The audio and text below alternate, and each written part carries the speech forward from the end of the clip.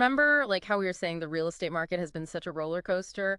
Up, down, crazy times, you know? Yeah, Well, buckle up because we're diving deep into Orange County's August numbers today. We're excitement. talking single-family homes, townhouses, condos, the whole 9 yards. Sounds good. Our crystal ball for this deep dive is this Orange County August 2024 report. Okay. It's put out by the California Regional Multiple Listing Service. They're the data wizards, basically. Gotcha. So we're going beyond just like, vague predictions, right? Exactly. We're going to break down those cryptic real estate terms like what do new listings even mean? What do pending sales tell us? All that jazz. Yeah, yeah. Making sense of it all. So you don't need to be a real estate expert to understand what's going on.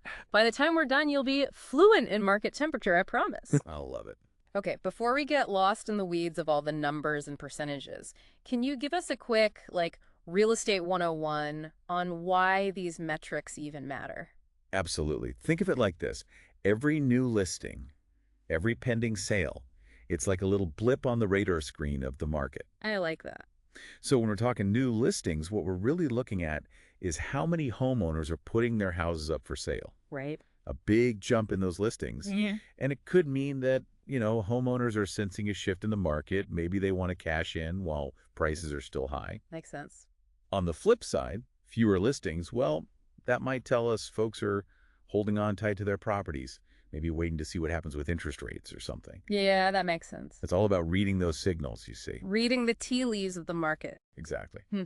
And then we've got pending sales, which are those homes that are, under contract but haven't officially closed yet. Yeah, okay. And those pending sales, they're like our little gauge of buyer enthusiasm. Right. Are people jumping in head first, or are they dragging their feet? Right. Right. That tells us a lot about how confident buyers are feeling about the market. Yeah, it's like, are they saying, let's do this thing? Or more like, I'm not so sure. Exactly. All right, so we're talking about reading the market's pulse, right, Laura? Let's start with single-family homes, those classic Orange County houses. Right, right. This report, it gives us two timelines to think about, which is kind of interesting. Okay. We've got January through August of this year, so the big picture so far. And then we've got August 2024 compared to August 2023, so we can see how things are shaking out year over year. Right. Makes sense. And when you look at those two timelines side by side, it's like, there's a story unfolding here. Definitely. So new listings for single-family homes, they're up. Up. Up, both since the start of the year and compared to last August. More and more homeowners are deciding it's a good time to sell, it seems. Yeah, I bet some people are thinking, okay, the market has been pretty hot. Maybe this is my chance. Right, exactly. But here's the question. Are buyers actually keeping up with all these new listings? What's the deal with pending sales? See, that's where it gets interesting. Pending sales for single-family homes are down. Down. But there's a but. They're down significantly since the beginning of the year, but only down a little bit compared to last August. Okay, so August itself might look kind of busy, but when you zoom out to the whole year, it's like maybe buyer enthusiasm has cooled off a bit. Yeah, it's possible. Maybe everyone was busy with summer vacations and not so focused on open houses, But now that the kids are back in school, maybe those buyers are going to come back strong. Could be. Could be. We'll have to see what the next few months bring. But for now, let's talk about what everyone really wants to know about. Price. Hit me. The median sales price for single-family homes, it's up. Higher than last August, higher than the start of this year. But, and this is where it gets kind of weird, the average sales price tells a different story. Oh, okay, I'm intrigued. How can the median price be up, but the average is down? That doesn't make sense. Well, it all comes down to the mix of homes that are selling, you see. Imagine this, right? Last year, Orange County, it was all about those crazy expensive mansions, right? Millions and millions of dollars. Yeah, those places are wild. This year, though, we're seeing more activity in the lower price ranges, more starter homes, more condos, that kind of thing. Okay, that makes sense. So even if the typical single-family home is still pricier than last year, the fact that more regular homes are selling is bringing that average down. Exactly. Fascinating. So are we seeing a shift in what buyers are looking for, or maybe what they can even afford these days? That is the million-dollar question.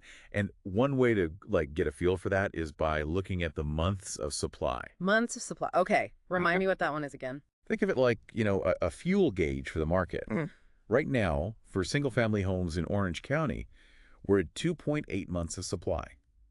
That basically means that at the current pace of sales, it would take 2.8 months to sell off all the homes that are currently on the market. Okay. And a higher number generally means? A more balanced market. Yeah. We've been in a super strong seller's market for a while now. You know, low inventory, high demand, the works.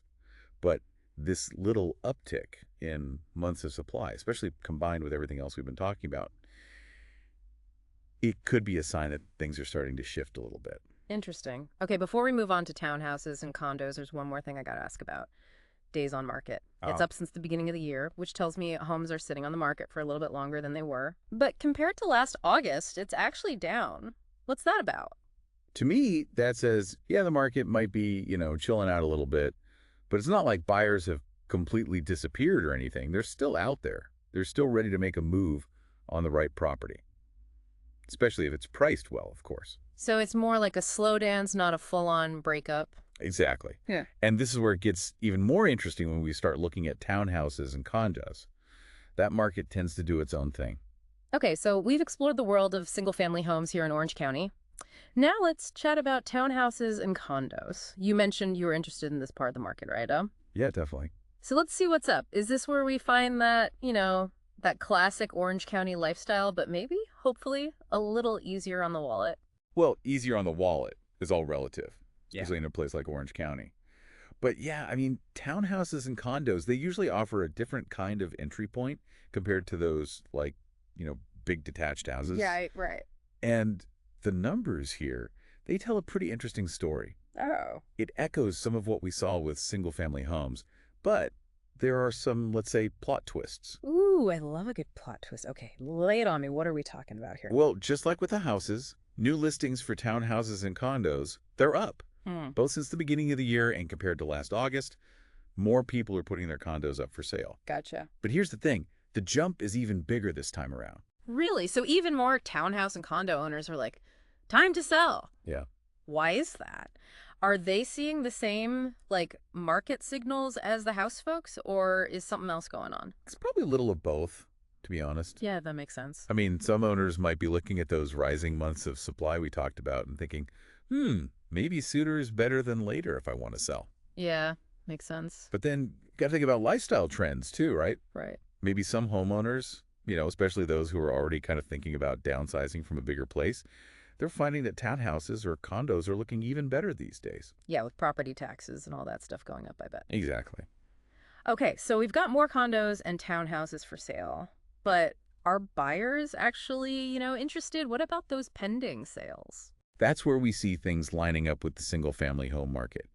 Pending sales for townhouses and condos are down, and they're down significantly since the start of the year. So it's like buyers are tapping the brakes a little bit in this part of the market, too. It seems that way, yeah. Huh. Less of that, fear of missing out, maybe? Could be. But let's talk about what's really on everyone's minds. Price. Hit me. What are we seeing? This is where the townhouse and condo market really does its own thing.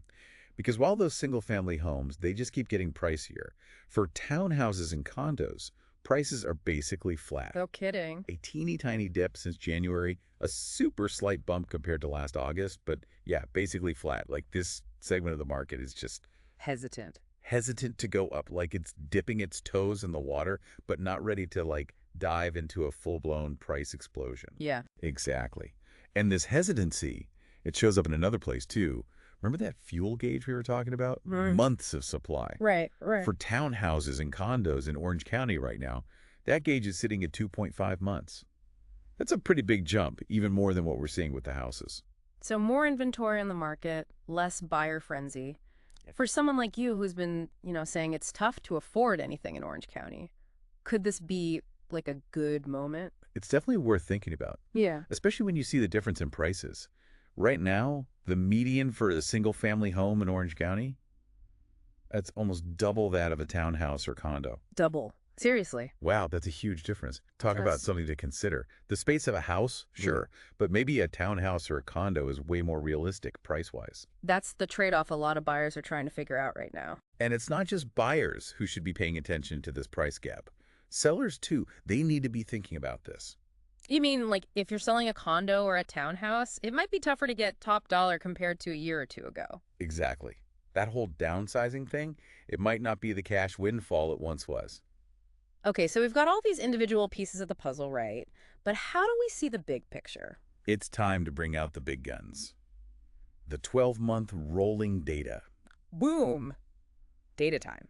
Instead of just looking at August all by itself, the 12-month rolling average, it gives us like the average for the past year all combined. It smooths things out so we can see the overall direction of the market. I like it. It's like using a special filter on our crystal ball. Exactly. And you know what? Both for houses and townhouses and condos, it shows this clear upward trend in prices going all the way back to 2014. Orange County has been a hot market for a long time. Yeah. But, and this is a big but, in the last few months, those prices have started to flatten out. So the question is this the beginning of a plateau, or is it just a temporary pause? The million-dollar question. And I bet the answer is... It depends. You know it.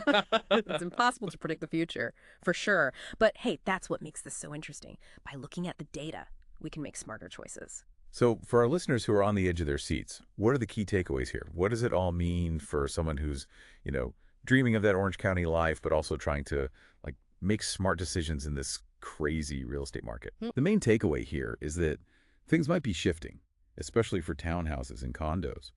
We're seeing more properties available, buyers are being a little more cautious, and prices in that segment of the market are starting to level off. But we're not saying it's a total buyer's market just yet, right? Not quite. But it's not the extreme seller's market we've seen lately.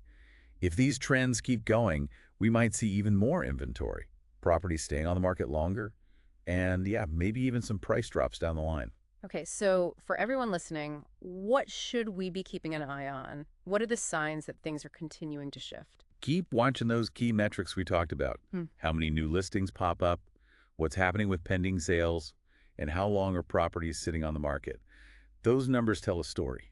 And the more you know, the better you're able to navigate all this, right? Yeah, absolutely. Awesome. Well, there you have it, folks. Our deep dive into the Orange County real estate market, all fueled by data and hopefully some helpful insights. Yeah. Whether you're buying, selling, or just fascinated by this stuff, we hope this helps you make those real estate dreams a reality. Until next time.